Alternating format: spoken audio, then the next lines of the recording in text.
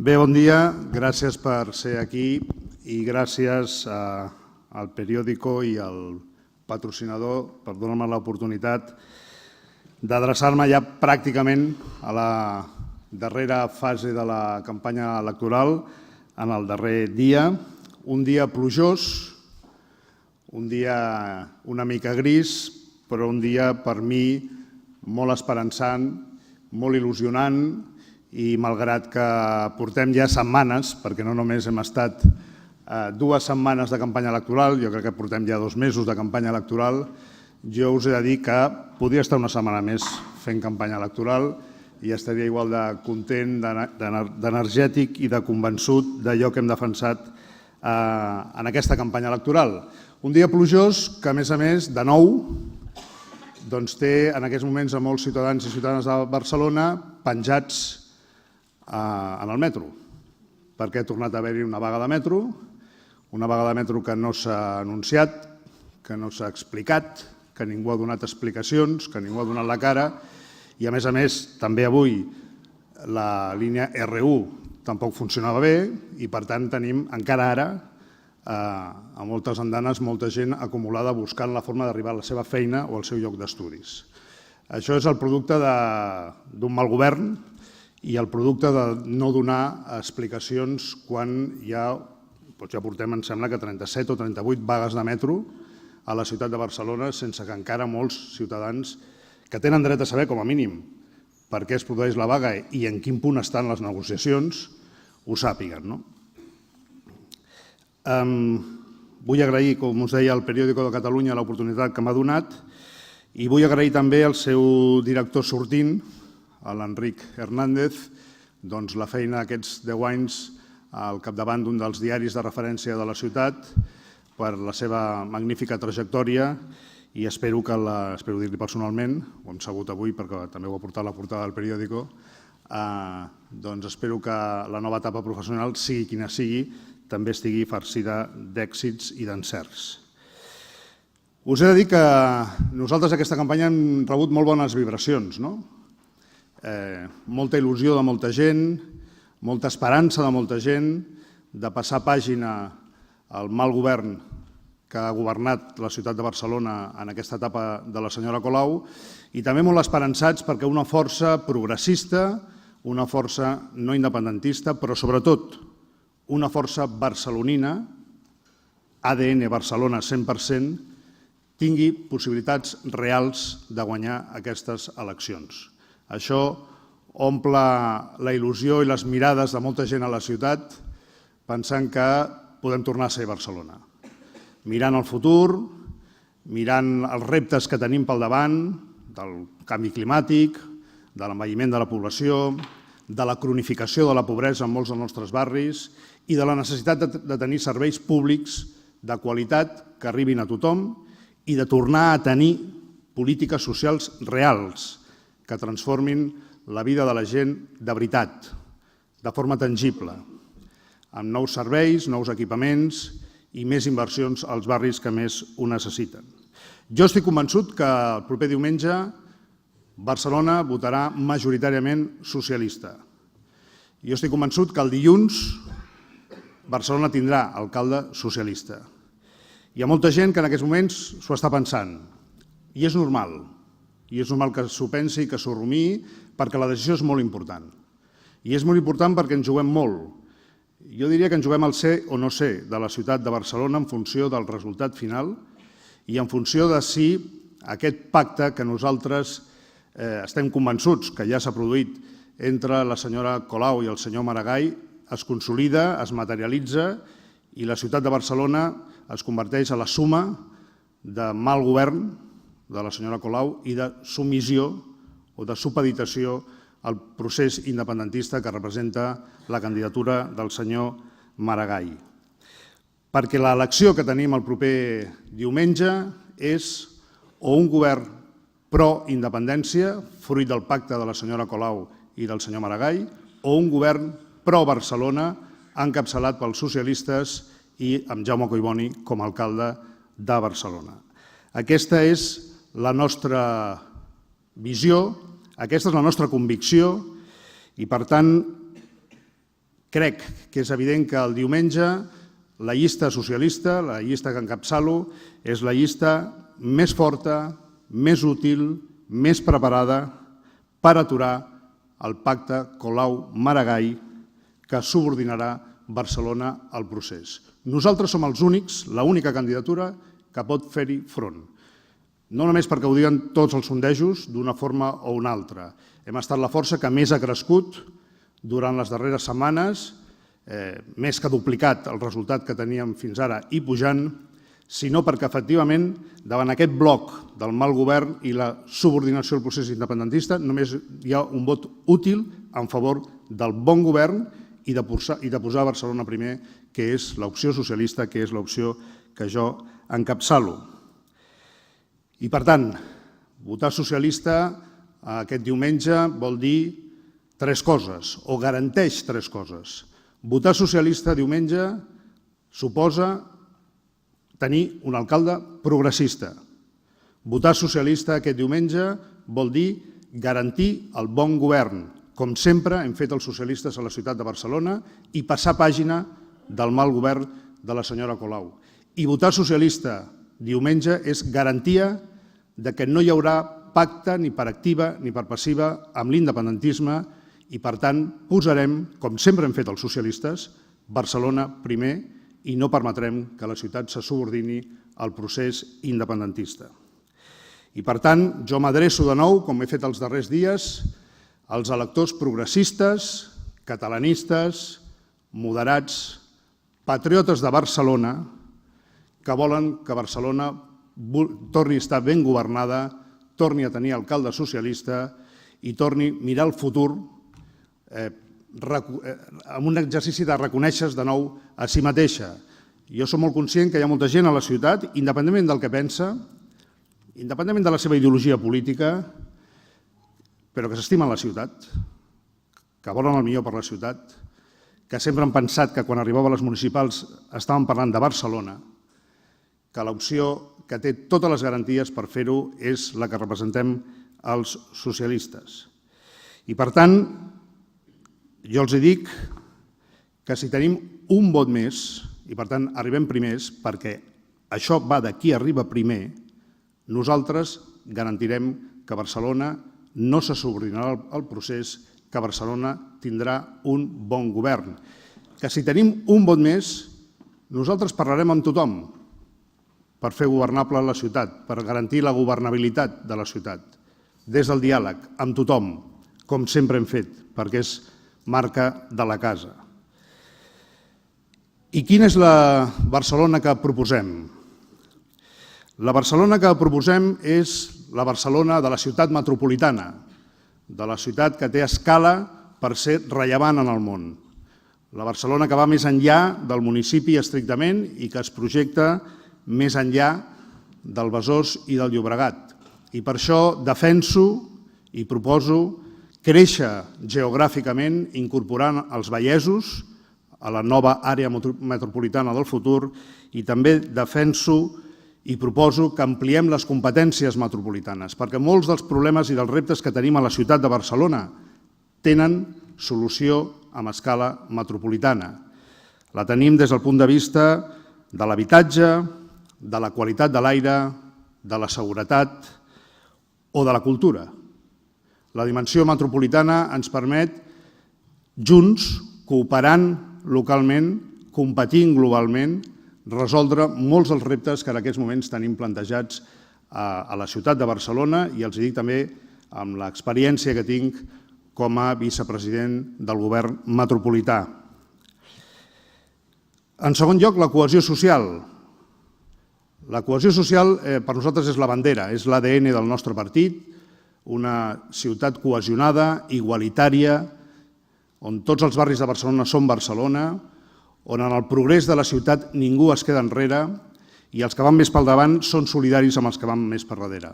Aquesta és la visió d'una ciutat cohesionada socialment i nosaltres hem fet durant aquesta campanya diverses propostes ambicioses, algunes una mica disruptives, però possibles, perquè efectivament la crisi econòmica financera va deixar a la ciutat de Barcelona, com a moltes altres grans ciutats d'Europa, molta gent enrere. La sortida de la crisi ha estat una sortida desigual, amb el fenomen dels treballadors pobres, amb la cronificació de la pobresa, sobretot de la pobresa infantil, i l'Ajuntament ha posat tot l'esforç, tot el seu potencial, tot el seu pressupost, tota la capacitat que tenen els seus serveis socials per modular i per reequilibrar la sortida de la crisi de la ciutat de Barcelona. Per fer-la més igualitària, hem proposat ampliar una proposta que era socialista, que era la renda mínima infantil garantida, perquè cap nen de la ciutat no tingui garantit, com a mínim, menjar, despeses escolars, transport. La vam proposar i la vam posar en marxa el 2014 amb un pacte pressupostari, l'hem ampliat a l'etapa que hem estat governant i defensem que s'ha de continuar ampliant per combatre amb allò que l'Ajuntament pot fer la pobresa infantil. Hem proposat també que col·lectius com les persones amb discapacitats, en aquesta campanya ja sabeu que, com que les campanyes sempre van de 2 o 3 temes, ens deixem coses molt importants. I aquesta ciutat, que ha sigut una ciutat sensible, propera a les persones amb discapacitats, hem estat una de les ciutats europees que més ha fet amb l'accessibilitat, per exemple, al transport públic, això ha de continuar. I avui tenim molta gent amb diversitat funcional que, per exemple, no pot anar a comprar a la botiga, perquè la botiga no és accessible.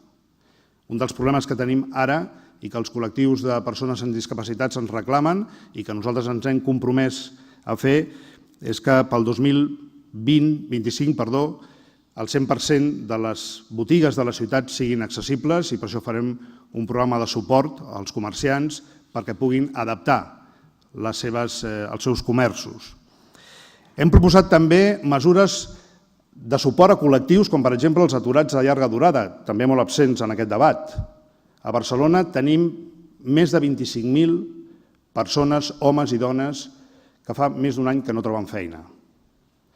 I els serveis municipals de recerca, d'ocupació, de formació, d'acompanyament, han de continuar sent la seva feina, però nosaltres hem de facilitar també la mobilitat d'aquests aturats, que són treballadors que no tenen feina, perquè sigui fàcil buscar feina. I una cosa tan bàsica com agafar el metro, si és que no hi ha vaga, o agafar l'autobús, ha de ser fàcil i ha de ser assequible.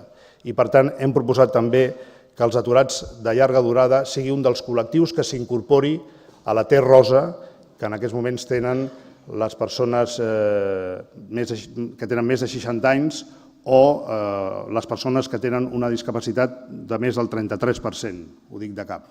I, per tant, que hi hagi un nou col·lectiu, que són aquestes 25.000 persones, que tinguin també dret a la T-Rosa per facilitar la seva mobilitat. Són mesures concretes, puntuals, assumibles per l'Ajuntament, que fan que aquesta ciutat tingui cura d'aquells que més ho necessiten, amb mesures concretes.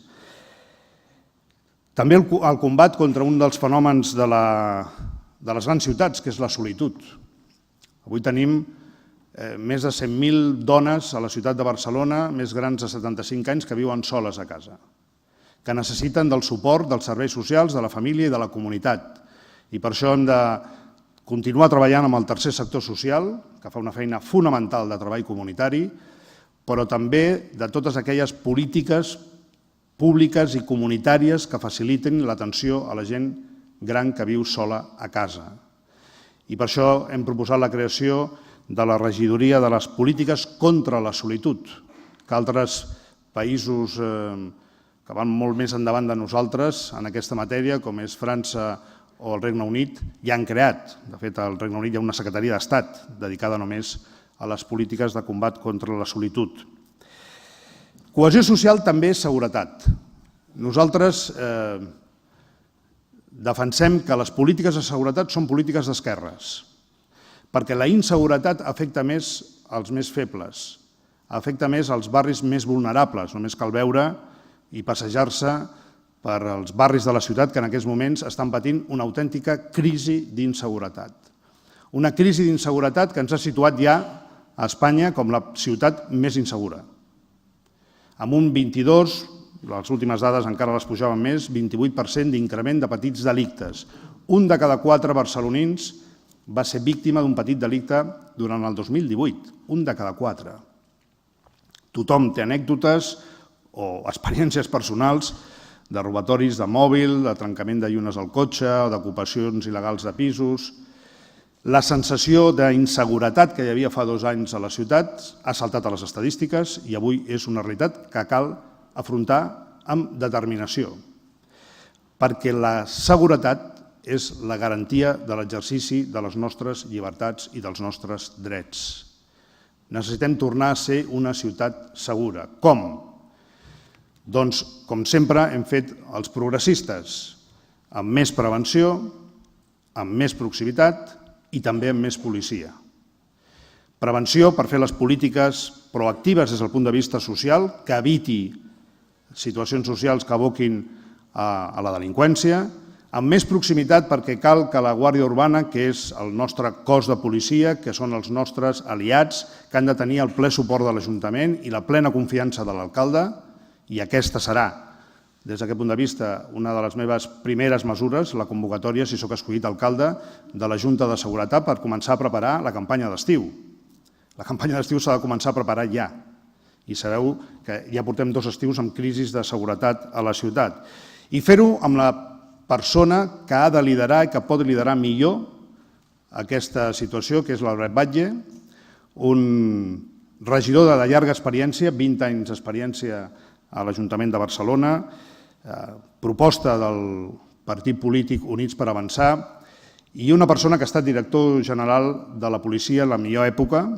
Jo vaig poder col·laborar amb ell quan estava tinent d'alcalde, i per tant jo estic molt tranquil i vull traslladar aquesta tranquil·litat, si sóc escollit alcalde, perquè tindrem la seguretat de Barcelona a les millors mans. I el nostre compromís, des de la cooperació policial, vam tenir el ministre Marlaska a la zona 0, vam estar caminant per la zona 0 més insegura de Ciutat Vella, vam poder copsar de primera mà quins eren els problemes dels veïns, les angoixes, les necessitats, i el compromís que l'Albert Batlle, jo mateix i el ministre Marlaska vam adquirir de cooperar policialment i de no fer politiqueria sobre la seguretat, sinó resoldre el problema de la seguretat. Però, evidentment, aquest ha estat un tema de campanya perquè és la primera preocupació dels barcelonins avui. Qualsevol conversa informal que tens amb la gent, el primer que et demanen, sigui un comerciant, sigui un veí, del barri que sigui, és seguretat, perquè és la condició prèvia per fer ciutat. L'habitatge, un altre dels problemes i dels fracassos sense pal·liatius del govern Colau, que va començar dient que tot el que s'havia fet en el passat no valia per res, va aturar la màquina de producció d'habitatge social i avui el balanç és el més pobre de la història democràtica de Barcelona. Només 800 pisos de protecció oficial o assequibles, molt lluny dels 8.000 que va prometre, que jo no prometria perquè sé que no tenim capacitat per construir 8.000 pisos en un any, però sí, en 4 anys, però sí tenim possibilitat de tornar a produir 1.000 pisos a l'any, com s'havia fet en l'etapa socialista. L'alcalde Hereu, en 4 anys, va posar a l'oferta pública 4.000 habitatges protegits, 4.000. La senyora Colau n'ha posat 800 perquè va aturar la màquina, perquè va dir que tot s'havia fet malament i que tot s'havia de tornar a replantejar. Conseqüència, tenim 82 solars disponibles, programats per fer habitatge social que no s'han mogut.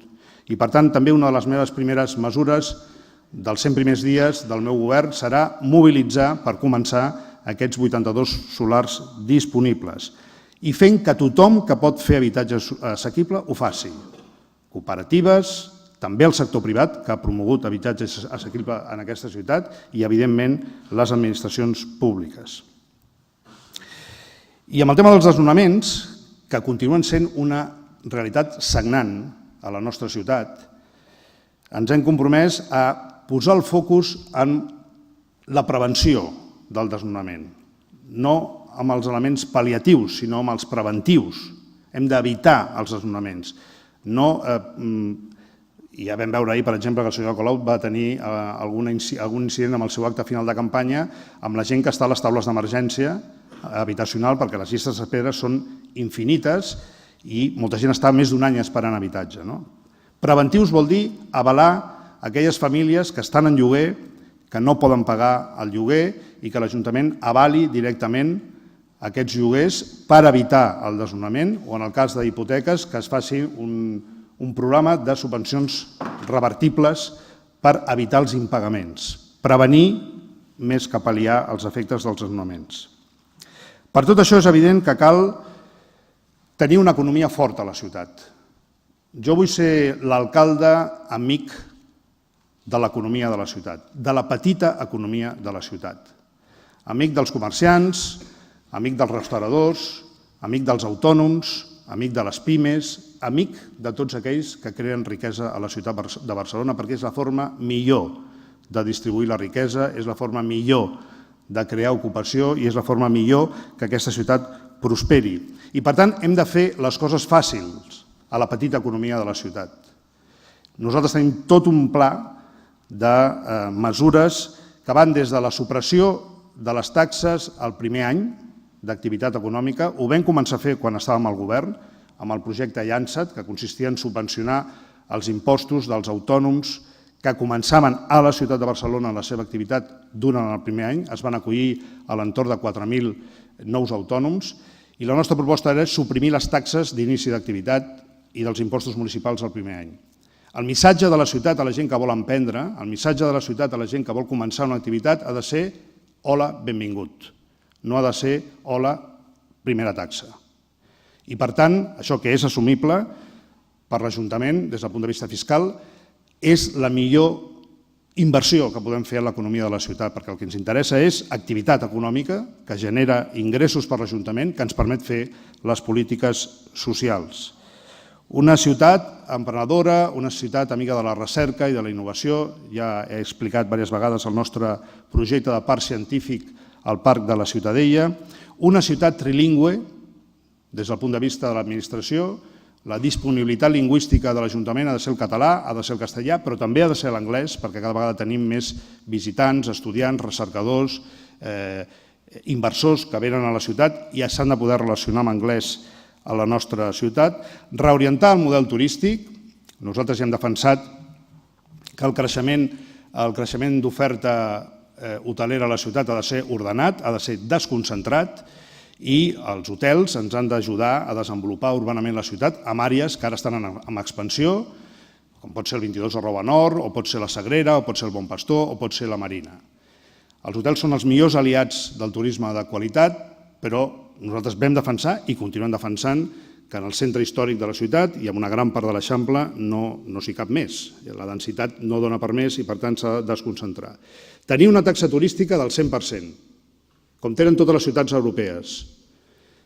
Una taxa turística que ens ha de servir per donar suport a la cultura, per donar suport als barris que pateixen de forma més intensiva l'ús de l'espai públic per part del turisme, neteja, seguretat, i una taxa que ha de servir també per fer promoció, perquè la ciutat ha de tornar a fer promoció, aprofitant la seva marca, excel·lent encara a nivell internacional, per canviar el model turístic, aquest discurs que es fa al model turístic sobre la qualitat i la sostenibilitat. El més important és tenir la capacitat d'anar a buscar el turista que ens interessa, que és el turista que respecta el destí. I per això s'ha de fer promoció, perquè hem de tenir la capacitat d'explicar la Barcelona que ens interessa, la Barcelona cultural, gastronòmica, del patrimoni, del comerç, per atraure el turisme que ens interessa. I la cultura.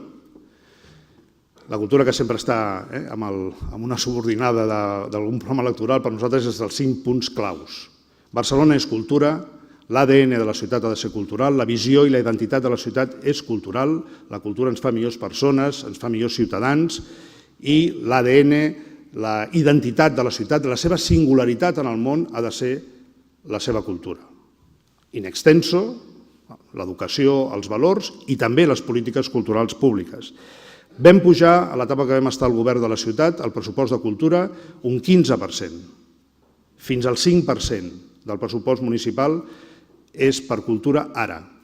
Perquè us feu una idea, el pressupost de cultura de la Generalitat és del 0,7%. 5%, 0,7%. I el nostre compromís és que en aquest proper període pujarem aquest pressupost de cultura fins al 7%, que és allò que recomana la Unió Europea a les grans ciutats, per destinar aquest 2% a la descentralització de les polítiques culturals. Ho vam començar a fer a l'etapa que vam estar al govern, però s'ha d'intensificar. Cultura als barris, creadors locals, creació de públics, hem de fer campanyes i hem d'habituar, sobretot a la gent més jove, a tenir hàbits culturals, sense gent que vagi al teatre, sense gent que llegeixi, sense gent que vagi als museus. La cultura a la ciutat té poc futur, no podem dependre només del turisme. I, per tant, la creació de públics i d'hàbits culturals serà una de les nostres prioritats, com ho serà l'esport, també un dels grans oblidats en aquesta campanya. La ciutat de Barcelona té un teixit tupit, impressionant de clubs esportius que fan una tasca social fonamental per la cohesió en molts barris, a part de tenir una vida més sana i estalviar-nos molts diners amb salut. Hem proposat triplicar les inversions en equipaments esportius de proximitat de barri, sobretot perquè no s'ha fet res. Triplicar 0 és bastant fàcil, no? Però aquest és el nostre compromís, esport per tothom, ampliar el programa de beques escolars d'esport i una de les propostes, sobretot per la gent gran, que és la recepta esportiva. Volem que els metges d'aquesta ciutat puguin receptar esport, menys pastilles i més esport. I que aquest esport, com les pastilles, també tinguin la subvenció pública, perquè estem convençuts, ho diuen totes les dades, que fer esport, sobretot també, i també a la gent gran, ens estalvia recursos. Repte climàtic, cinquè i darrer punt. El repte climàtic, la lluita contra el canvi climàtic, els objectius de l'Agenda 2030 han de ser el frontispici, han de ser el paraigües de tot el conjunt de l'acció de govern municipal i així serà si sóc escollit alcalde i així ho farem des del govern municipal. No hi ha pla B, aquest és el planeta que tenim i que hem de mantenir per les properes generacions i les grans ciutats hem de ser les líders en el model de producció, en el model de com viure a les nostres ciutats, com viure en el planeta, perquè també som les principals responsables de les emissions de CO2, per exemple. I, per tant, ens hem de sumar a la lliga de les ciutats que estan fent aquest combat per terra, mar i aire contra el canvi climàtic, des de la rehabilitació, no només la mobilitat, normalment es parla de canvi climàtic i mobilitat, i és el 50% la mobilitat el que genera les emissions, la rehabilitació dels edificis que siguin sostenibles, eficients, la lluita contra la pobresa energètica. Una de les propostes que hem fet, us vaig explicar alguna de les propostes que hem fet, és un cop el govern socialista ha abolit l'impost al sòl, una de les claus del futur no és fer més operadores elèctriques. Hi ha cooperatives, jo formo part d'una, cooperatives de producció elèctrica verda 100% que estan funcionant i funcionen molt bé. El que hem d'aconseguir és l'autoproducció, perquè una de les claus de l'eficiència energètica és que el consum i la producció estiguin molt a prop. I, per tant, hem proposat una desgravació del 50% de l'IBI per a aquelles comunitats de propietaris o famílies que posin plaques solars i s'autoabasteixin d'energia elèctrica. 50% durant els 5 primers anys de l'IBI. I mirada llarga, perquè la lluita contra el canvi climàtic, la lluita per una Barcelona amb horitzó, perquè Barcelona recuperi objectius a llarg termini per sobrevolar la política aquesta de curta volada, de titular fàcil, de tuit, de què faig l'any que ve o la setmana que ve. Barcelona ha de tornar a mirar lluny i ha de tornar a pensar-se en gran. I, per tant, el meu objectiu, si sóc escollit alcalde, és que Barcelona sigui una ciutat exemplar des del punt de vista de la lluita contra el canvi climàtic i pel creixement inclusiu. Aquests són els objectius de l'Agenda 2030 de Nacions Unides, subscrita per més de 190 països de tot el món, que donen fins a 17 eixos d'actuació programàtica i de govern. Els objectius de l'Agenda 2030 seran tan importants que, si sóc escollit alcalde, els posaré a la primera tinença d'alcaldia, en mans de la Laia Bonet, com a primera tinent d'alcalde, per fer que tota l'acció de govern municipal estigui orientada i alineada amb els objectius de l'Agenda 2030. I que el 2030, justament, quan es faci valoració i avaluació del que s'ha avançat, Barcelona sigui de les ciutats de referència en el món. Tornar a mirar llarg, tornar a pensar en gran. I per això he proposat que la ciutat, ja ho he explicat, es postuli com a ciutat candidata per l'exposició del 2030, que està vacant, i que entronca directament amb el que s'estarà parlant en aquell moment a tot el món, que és quin balanç es fan d'aquests 190 països de tot el món, quin balanç fem dels objectius de l'Agenda 2030. Haurem de commemorar l'Exposició Universal del 29, farà 100 anys. Haurem d'aprofitar per remodelar la part de la Fira Montjuïc, que necessita ser rehabilitada. Ja hi ha alguns projectes preparats que jo vaig tenir oportunitat de compartir ja amb gent que estava dibuixant. Obrir-la als barris de l'entorn, fer-la sostenible i fer-la un exemple de les fires del futur. Pobresa zero, emissions zero, aquests serien els objectius per l'any 2030 i que Barcelona sigui modèlica en aquest sentit.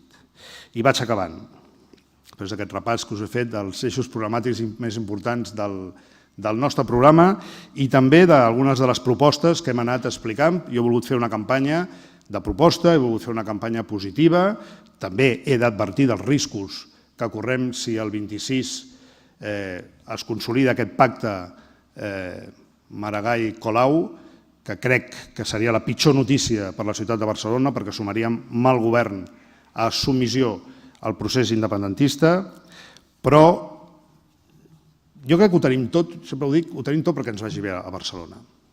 I jo soc optimista pel que fa al futur de Barcelona, perquè ho continuem tenint tot. Tenim talent, tenim esperit emprenedor, tenim un teixit social i associatiu espectacular, tenim una ciutat que de seguida es posa a treballar quan hi ha un objectiu comú que compartir, ho ha demostrat en la seva història i avui ho continua demostrant. Tenim bones connectivitats, tenim una reputació internacional molt bona encara, ho tenim tot perquè ens vagi bé. El que ens cal ara és un bon govern, el que ens cal ara és un bon alcalde, el que ens cal ara és algú amb mentalitat progressista, que sàpiga governar, que tingui el millor equip per governar i que posi Barcelona per sobre de tot, que Barcelona no es posi al servei de cap causa, que Barcelona es posi al servei de la gent de Barcelona. Aquest és el nostre objectiu, passar pàgina del govern Colau i passar pàgina del procés. Tenim una gran oportunitat aquest diumenge de fer les dues coses alhora. I l'únic vot útil, amb possibilitats de guanyar, d'arribar primer, és el PSC i és la nostra candidatura, aquesta candidatura que tinc l'honor d'encapçalar i de la qual estic tan orgullós. Moltes gràcies.